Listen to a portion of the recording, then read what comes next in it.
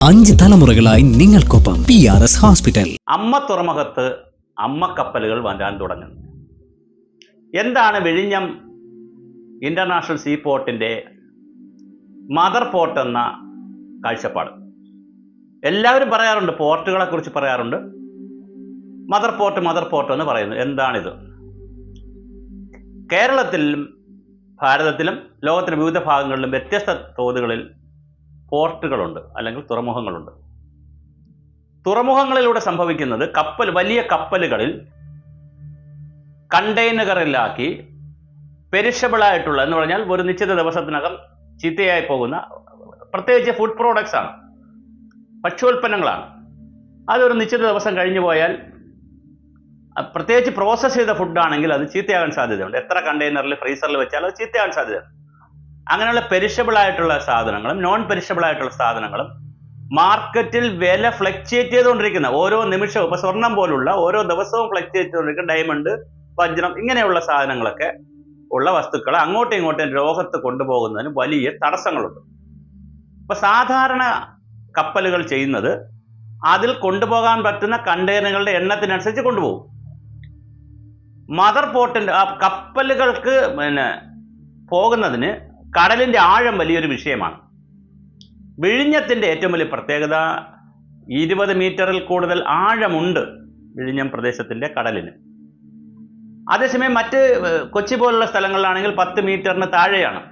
അപ്പൊ കൊച്ചിയിൽ Vallarpadam container port ഉണ്ടാക്കിയിട്ട് പോലും നമുക്ക് വേണ്ടത്ര കണ്ടെയ്നറുകൾ കൊണ്ടുവരാൻ പറ്റുന്നില്ല. ഈ കണ്ടെയ്നറുകൾ കൊണ്ടുവരുന്ന പ്രോസസ്സിനെ കണ്ടെയ്നറൈസേഷൻ എന്നൊരു പദമാണ് ഉപയോഗിക്കുന്നത് ഇംഗ്ലീഷിൽ.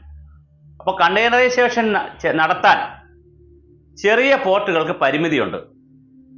അപ്പോൾ വലിയ പോർട്ടുകൾ എന്ന് പറയുമ്പോൾ അതൊരു ഗോഡൗൺ പോലെ, അല്ലെങ്കിൽ ഒരുപാട് സാധനങ്ങൾ, ഒരുപാട് കണ്ടെയ്നറുകൾ, സാധാരണ കപ്പലുകളിൽ, ഷിപ്പുകളിൽ 1000 കണ്ടെയ്നർ കൊണ്ടുവരാൻ പറ്റുമെങ്കിൽ ഇത് 10,000-ഓളം കണ്ടെയ്നറുകൾ ഒരേ സമയം കൊണ്ടുവരാൻ കഴിയുകയും അത് ആഴക്കടലിന്റെ ഈ പറയുന്ന 20 മീറ്റർ ആഴത്തിലുള്ള പ്രദേശത്തൊക്കെ വന്ന് കൊണ്ടു നിൽക്കുകയും മറ്റ് ചെറിയ കപ്പലുകൾക്ക്, തൊട്ടടുത്തുള്ള പോർട്ടുകളിലുള്ള ചെറിയ കപ്പലുകൾക്ക് ഈ മദർ പോർട്ടിൽ വരുന്ന വലിയ കപ്പലിൽ നിന്നും, അമ്മക്കപ്പൽ മദർ ഷിപ്പിൽ നിന്ന് സാധനങ്ങൾ അൺലോഡ് ചെയ്ത് ചെറിയ സ്ഥലത്തേക്ക് കൊണ്ടുപോകാൻ പറ്റും. ഈ സൗകര്യമുള്ള ലോകത്തിലെ അപൂർവം തുറമുഖങ്ങളിൽ ഒന്നാണ് വിഴിഞ്ഞം തുറമുഖം. അതാണ് ഇതിന്റെ പ്രകൃതിപരമായ സൗന്ദര്യം. അതുകൊണ്ടാണ് ആയ രാജാക്കന്മാർ മുതൽ ഇതിന്റെ സാധ്യത പറയുന്നത്. അപ്പൊ പ്രകൃതിയുടെ വലിയ വരദാനമായിട്ടുള്ള 20 മീറ്ററിൽ കൂടുതൽ ആഴമുള്ള, ഭയങ്കരമായ പ്രകൃതിക്ഷോഭങ്ങളൊന്നും ഉണ്ടാകാത്ത, കടലിന്റെ ക്ഷോഭമൊന്നും വല്ലാത്ത രൂപത്തിൽ ഉണ്ടാകാത്ത ശാന്തമായ ഒരു കടൽ പ്രദേശമാണ് വിഴിഞ്ഞം.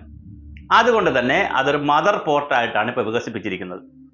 10,000-കണക്കിന് കണ്ടെയ്നറുകൾ ഒരേ സമയം ഷിപ്പുകളിൽ കൊണ്ടുവരാൻ പറ്റും. ആ കൊണ്ടുവരുന്നതിനെ കടലിൽ വെച്ച് തന്നെ, കരയിലോട്ട് കൊണ്ടുവരാതെ കടലിൽ വെച്ച് തന്നെ ചെറു കപ്പലുകൾക്ക് കൈമാറാൻ പറ്റും.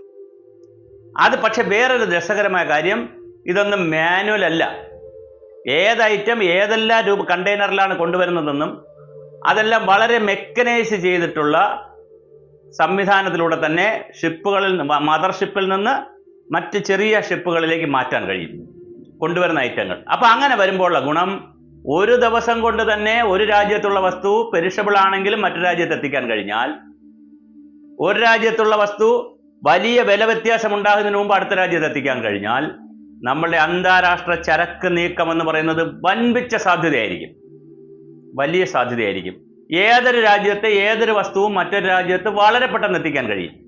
അപ്പൊ അങ്ങനെ എത്തിക്കാൻ കഴിയുന്ന വലിയ ഒരു വിശാലമായ ഒരു ഗ്രൗണ്ട് എന്ന് വേണമെങ്കിൽ നമുക്ക് വിഴിഞ്ഞം പോർട്ടിനെ സൂചിപ്പിക്കാം.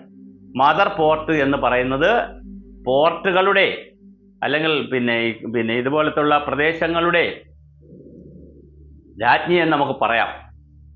തുറമുഖങ്ങളുടെ രാജ്ഞി എന്ന് പറയാം. അമ്മ തുറമുഖം എന്ന് പറയും മദർ പോർട്ട്. ആ വലിയ തുറമുഖത്ത് വലിയ കപ്പലുകളിൽ വലിയ കണ്ടെയ്നറുകൾ, അല്ലെങ്കിൽ വലിയ എണ്ണത്തിലുള്ള കണ്ടെയ്നറുകൾ കൊണ്ടുവരാൻ പറ്റും. അപ്പൊ അതിനനുസരിച്ച് സാധനങ്ങൾ എത്തിക്കാനും പറ്റും. അത് മറ്റു സ്ഥലത്തേക്ക് മെക്കനൈസ് ചെയ്ത രൂപത്തിൽ തന്നെ, കമ്പ്യൂട്ടറൈസേഷൻ ഒക്കെ വന്ന, ആർട്ടിഫിഷ്യൽ ഇന്റലിജൻസ് ഒക്കെ വന്ന കാലമാണല്ലോ, വളരെ കൃത്യമായിട്ട് നമുക്ക് കൊണ്ടുപോകാൻ പറ്റും. അപ്പൊ അങ്ങനെ വരുമ്പോൾ ലോകത്തിലെ ഏത് വസ്തുവും എവിടെ എത്തിക്കുന്നതിനും നിശ്ചിത സമയത്തിനുള്ളിൽ നിശ്ചിത കാലത്തിനുള്ളിൽ എത്തിക്കാൻ പറ്റും.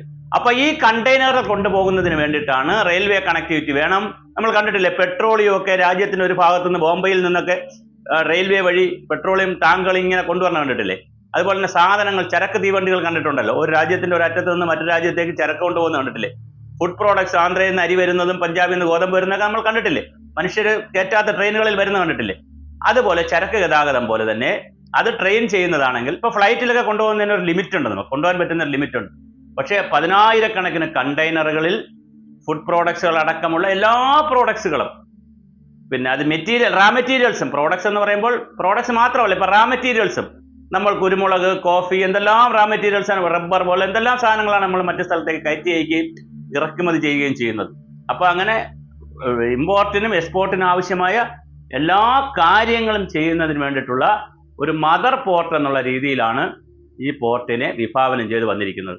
അപ്പൊ അതുകൊണ്ട് തന്നെ ഇത് വളരെ രസകരമായി മനോഹരമായി പ്രവർത്തിപ്പിച്ചു കഴിഞ്ഞാൽ ലോക വ്യാപാര ഭൂപടത്തിൽ ഭാരതത്തിനും കേരളത്തിനും വലിയ ഒരു സിന്ദൂര അടയാളമാകാം.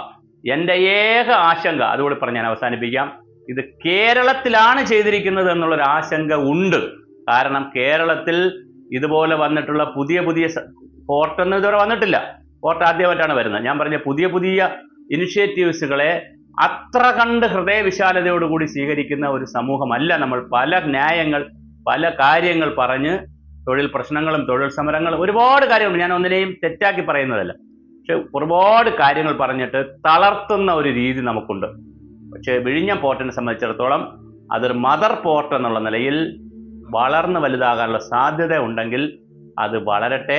അതിനുള്ള സൗകര്യങ്ങളാണ് ഇനി ഒരുക്കേണ്ടത്. ഇനി അത് വന്നതിന് ശേഷം ഇത് കൊണ്ടുവന്നത് എന്തിന്, നല്ലതാണോ ചീത്തയാണോ, അല്ലെങ്കിൽ അദാനിയാണ് നടത്തുന്നത്, സ്റ്റേറ്റിന്റെ സമ്പത്ത് അദാനി കൊണ്ടുപോകും, രാജ്യത്തിന്റെ സമ്പത്ത്, അങ്ങനെയൊന്നും പറഞ്ഞിട്ട് കാര്യമില്ല. കാരണം വന്നു കഴിഞ്ഞു, പോർട്ട് വന്നു കഴിഞ്ഞു. ഇനി അതിന്റെ സാധ്യതകൾ വിലയിരുത്തുക. ഞാൻ മദർ പോർട്ട് എന്താണെന്ന് പറയാനാണ് ഇതിലൂടെ ഉദ്ദേശിച്ചിരിക്കുന്നത്.